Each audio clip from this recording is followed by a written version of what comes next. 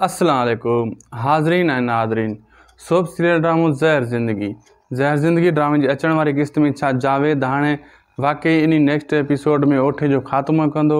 छा इन ज़ालिम ओठे जो टाइम पूरो थी चुको आहे? जीअं ग़ुलाम जो टाइम पूरो थी वियो, उहो भी ज़ालिम हुयो, ओठो भी ज़ालिम आहे।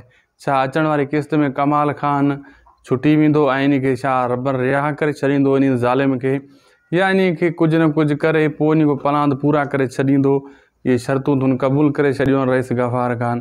जेको भी कुछ थींदो दोस्तों इन एपिसोड में था तव्हांखे ॿुधायूं। पहिरां इन खे पूरो ॾिसो इन वीडियो के, शायद को सो भी लोग यूट्यूब चैनल के सब्सक्राइब करण न विसारींदा, फेसबुक पेज के फॉलो लाइक शेयर ज़रूर कंदा कयो।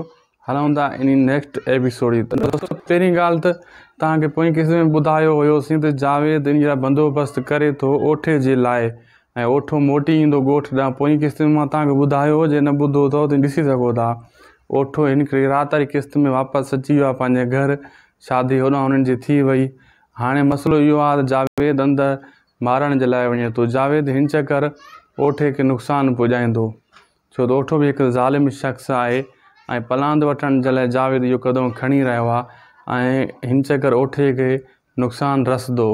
ऐं जेका अॻी क़िस्त अचण वारी आहे इन में कमाल खान बिल्कुलु दोस्तों छुटी वेंदो, रबन इन खे रिहा कंदो, लेकिन रबन पंहिंजा हिसाब सिधा कंदो। इहा तव्हां दिलि चाहे कयो, रबन इन सां हिसाब सिधा करे कमाल खान सां पोइ रईस गफ़ार खान जी हवाले कंदो।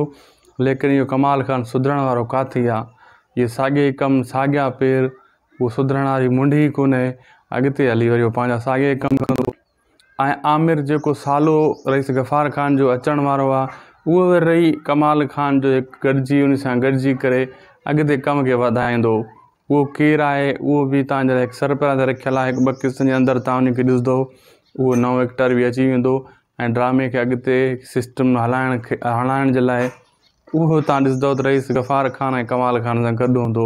उमेद आहे नंढो वीडियो तव्हांखे सुठो लॻो आहे। जे वीडियो सुठो लॻो आहे महिरबानी करे असांजे चैनल खे सब्सक्राइब ज़रूरु कंदा कयो ऐं फेसबुक पेज खे बि फॉलो लाइक शेयर ॾींदा कयो।